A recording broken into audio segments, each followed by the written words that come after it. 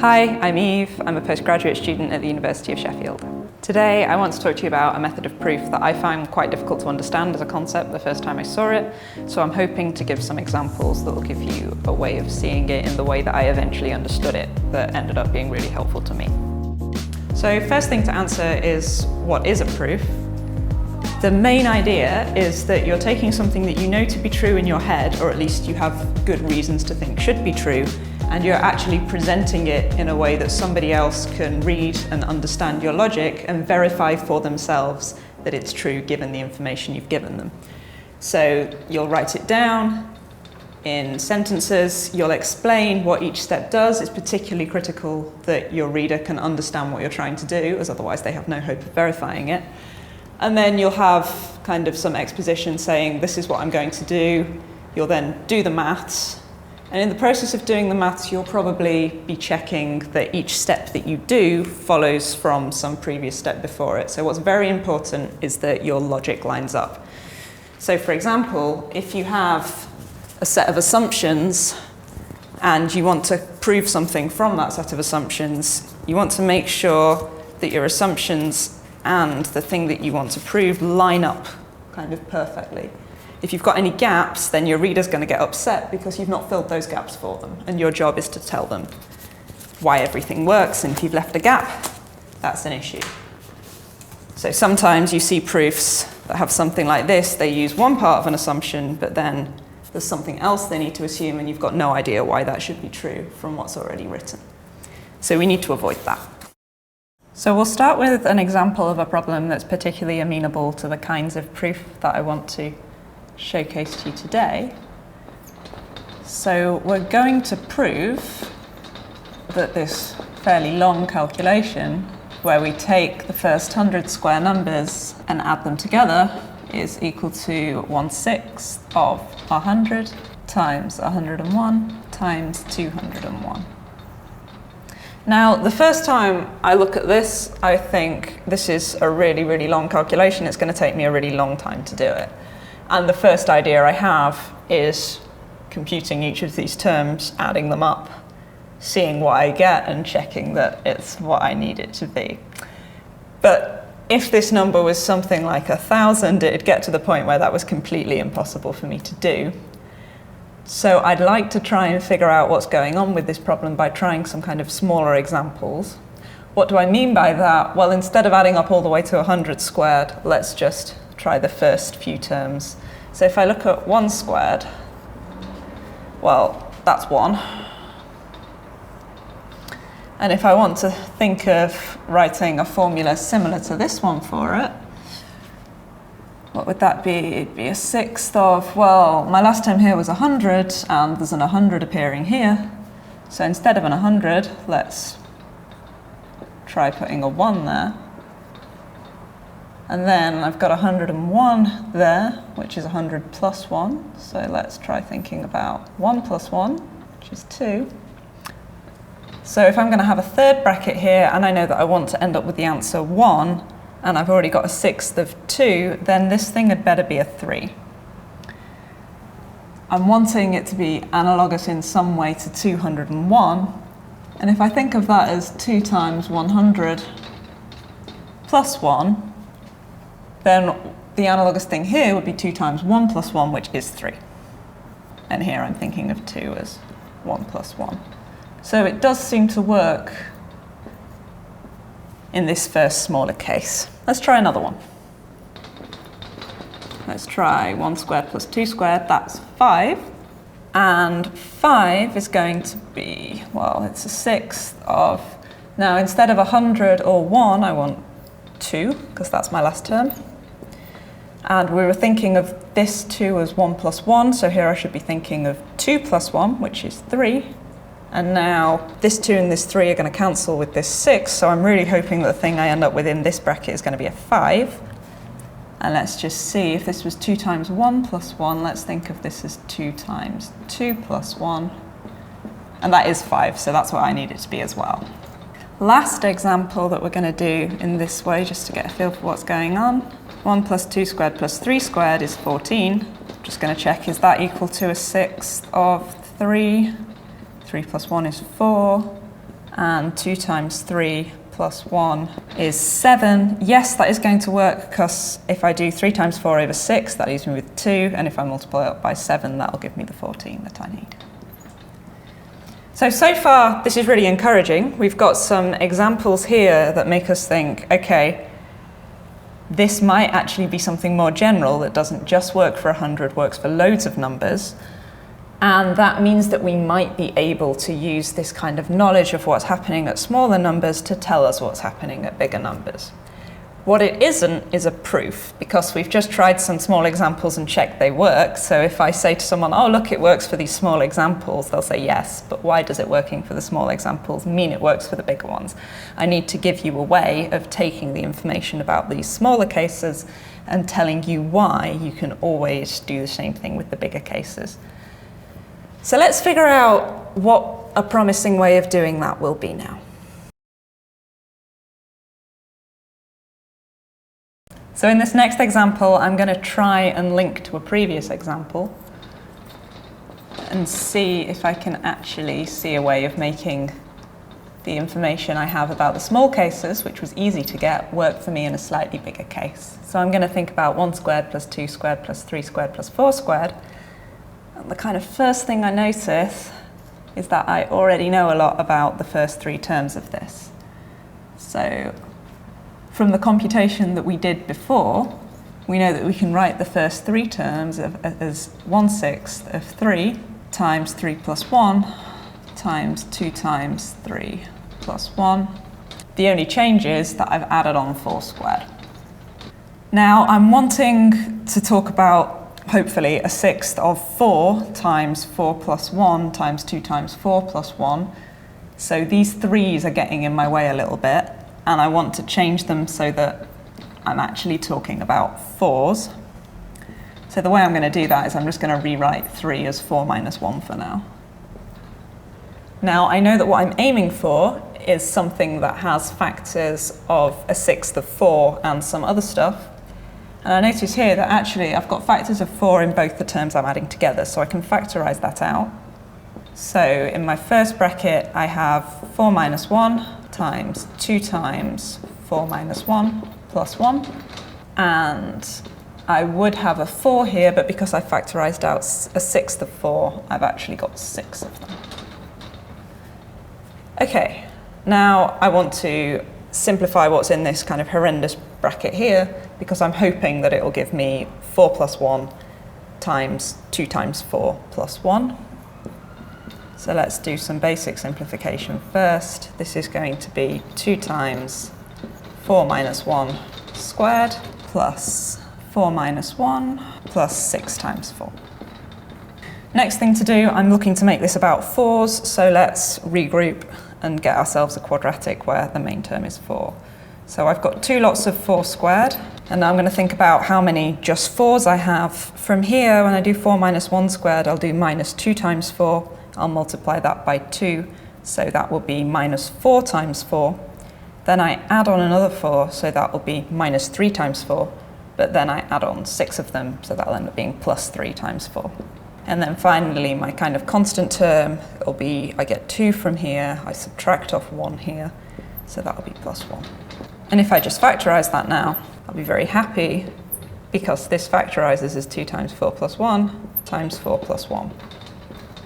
So now I could ask what happens when I add 5 squared onto this sum. I already know what happens when my last term is 4 squared, and the reason I know what happens when my last term is 4 squared is because I could modify what happened when my last term was 3 squared. Let's see if we can do something similar with 5. So we know that these first 4 terms give us 1/6 of 4. Well, last time it was really useful to write 3 as 4 minus 1, so now I'm going to write 4 as 5 minus 1. And then this was 4 plus 1.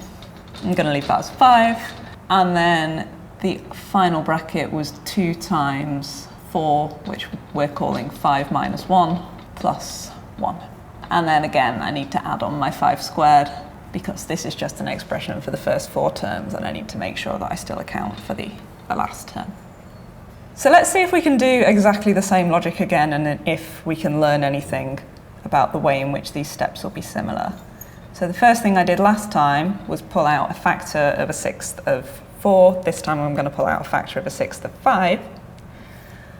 And what that'll give me is 2 times 5 minus 1 squared plus 5 minus 1 plus 6 times 5. Using exactly the same logic as we had before, whereas everywhere we had a 4 before, now we have a 5. So then if we expand this out into a quadratic with a 5 in it, if you like, this will give us 2 times 5 squared. Again, it would be a minus 4 times 5 here, then we add on another 5, which gives us minus 3 times 5, then we add on 6 5s, so this actually gives us plus 3 times 5. The algebraic steps will be identical to the ones we did before, with 5 in place of 4. And then here, again, we would add on 2 from here, and then we're going to minus 1 off here, so that gives us a total of plus 1. And we have exactly the same factorisation as we had before. This is 2 times 5 plus 1 times 5 plus 1. In general, we can kind of see that this computation will work no matter what the number is at the start here. We're always going to be able to do the same algebra, just with a different number. So now we're at the stage where we might say, actually, I can use this to build a proof. So let's just run through what the structure of this proof that we can build is going to be. We've checked that in the case where we only have one term in the sum, we have 1 squared equal to 1 is equal to a sixth of 1 times 1 plus 1 times 2 times 1 plus 1, which is what we wanted to show more generally. I'm going to visualize that in my head as being an assumption that this works at 1. The reason that it's okay to make that assumption is because we can write down a proof of that assumption, and that would be part of the proof. So this tile represents the proof that our desired formula holds when we only have one term. Now if we think about 1 squared plus 2 squared, which we proved was going to be a sixth of 2 times 2 plus 1 times 2 times 2 plus 1. We could, if we wanted to, have proved this by saying, okay, 1 squared is equal to a sixth of 1, which I can think of as 2 minus 1, times 1 plus 1, which I can think of as 2, times 2 times 2 minus 1 plus 1 plus 2 squared. I could do my very standard algebra, which you're probably bored of by now. And I could say this is a sixth of 2 times 2 times 2 minus 1 all squared plus 2 minus 1 plus 6 times 2, which is a sixth of 2 times 2 times 2 squared. We've seen this computation several times now. We know that this is plus 3 times 2 and then plus 1 at the end from adding 2 here, taking 1 off here, which is equal to a sixth of 2 times 2 plus 1 times 2 times 2 plus 1. So this sequence of algebra here uses this assumption that we've made here about 1, and it builds from that assumption a valid assumption that we work in the case when we have 2 terms, because we've just used the assumption for 1, done a little bit of extra work, and then proved from there that it works when we have 2 terms. We could then write exactly the same calculation out again, but with 3 terms. And we do the same steps. We would write it out. I'm going to just let you fill that in. It would be the same 3 lines, except in place of 2 in a bunch of places you'd have written 3. And that would allow you to build a place where you then had, from the assumption that this formula holds when you have 2 terms, it also holds when you have 3 terms. And then we could keep going. We could say, okay, I'm going to do the same algebra again. This would be a really long proof. And I'm going to replace all of my 3's with 4's. And then it's going to work for 4 terms. And we keep going all the way up to 100. Now, as written, that is a very, very long proof. So now I'm going to look for an efficient way to write down our paragraphs where we're saying if it works for 3, then it'll work for 4. If it works for 4, then it'll work for 5. I'd like a way of saying that all in one go.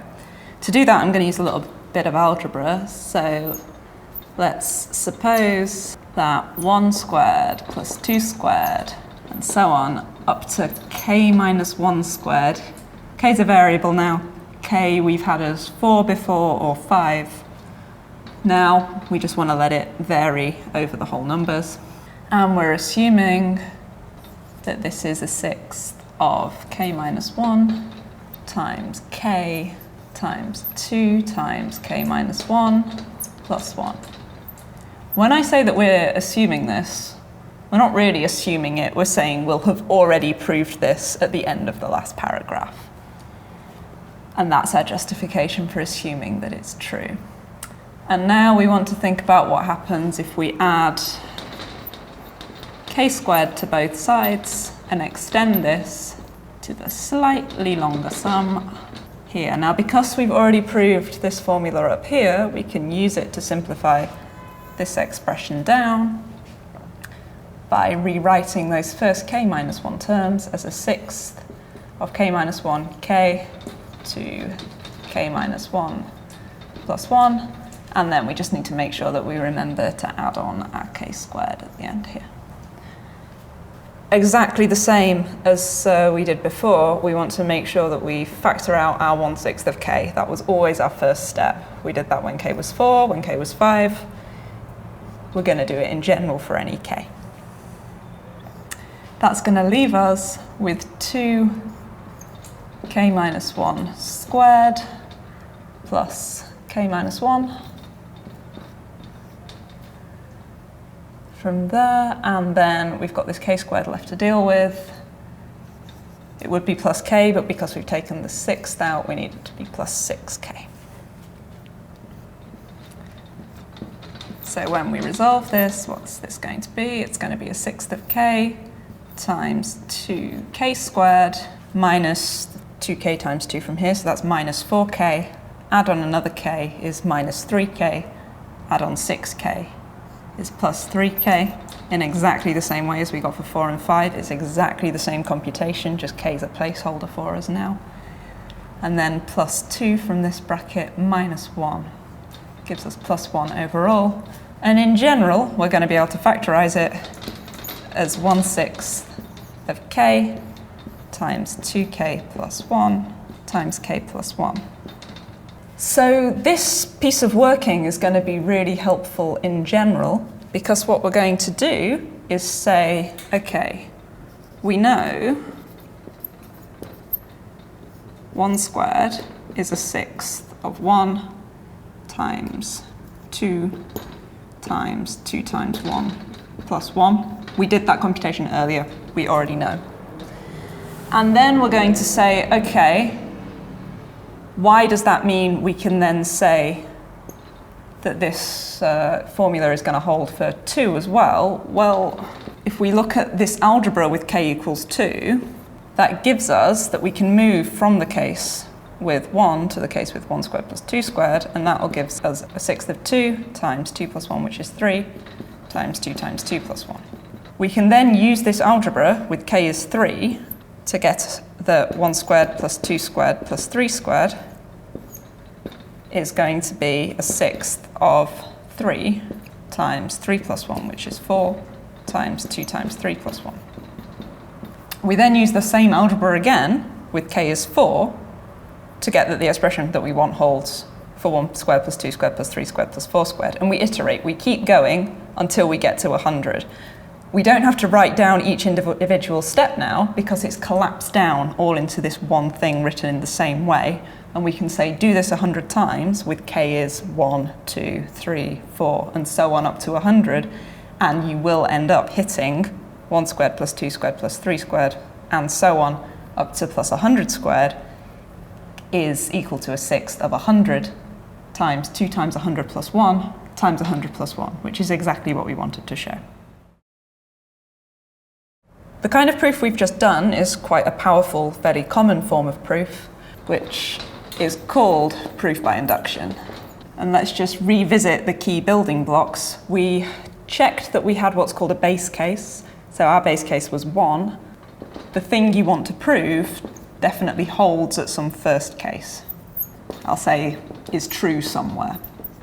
For us, somewhere was at the value 1.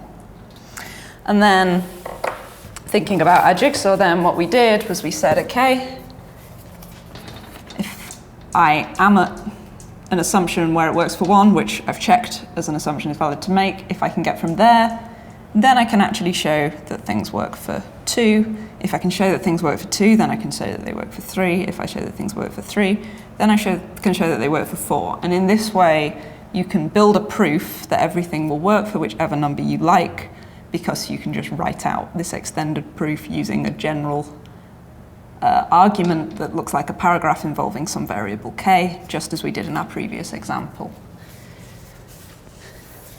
That generalized paragraph is called formally, and you'll see it in textbooks, described as the induction step.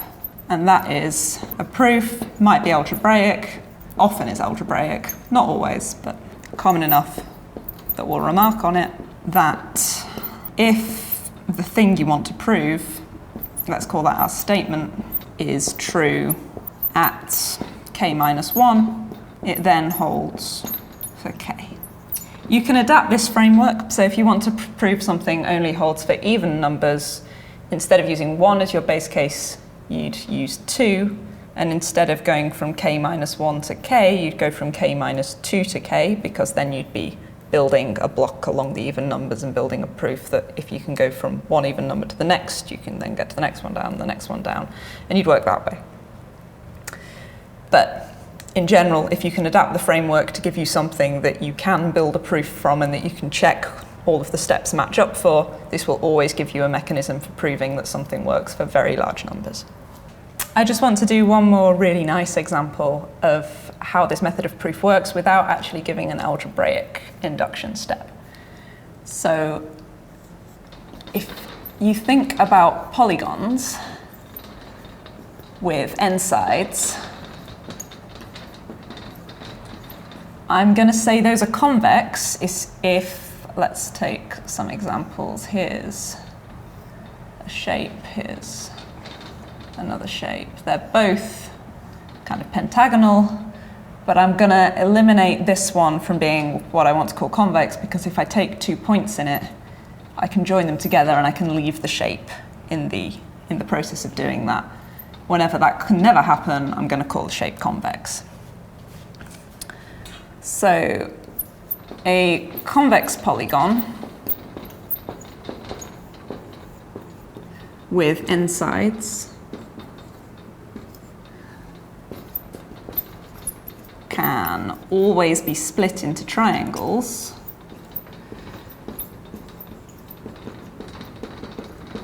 how many of them? n minus 2.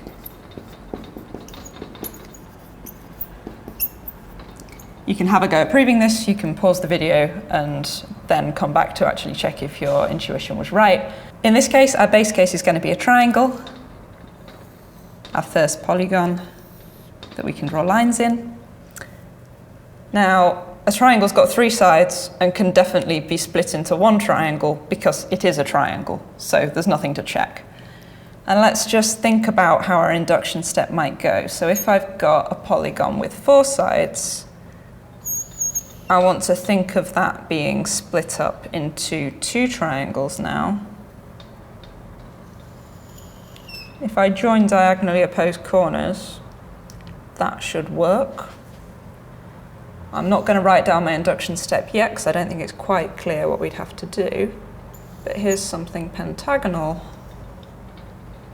And if I want to split this into triangles, well, if I chop one triangle off just by joining 2 vertices that have got one other vertex outside here, notice by the assumption of convexity, this line between these 2 vertices never leaves the triangle, and this will chop out a triangle. Then what am I going to be left with? Well, I'm going to be left with something with 4 sides. And if I can use induction to say, oh, this worked when we had 4 sides, that will mean that I can split this shape up into triangles. And I'll have one extra triangle for each extra vertex that I add on. So now I just need to make sure that I can write that out. So if I have a shape with n sides, where n may be very large,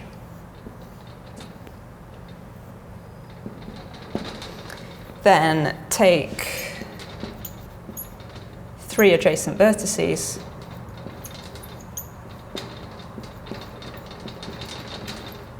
let's think about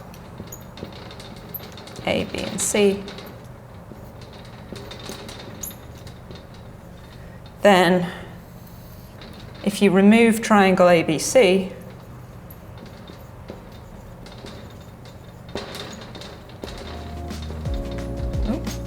what you have is a shape with n-1 sides. So as an exercise now, with that as your intuition for the induction step, make sure you can write down a really rigorous proof that builds up from a triangle to something with 4 sides, to something with 5 sides, to something with 6 sides. And I don't know, check you understand why it works for a 100-sided shape.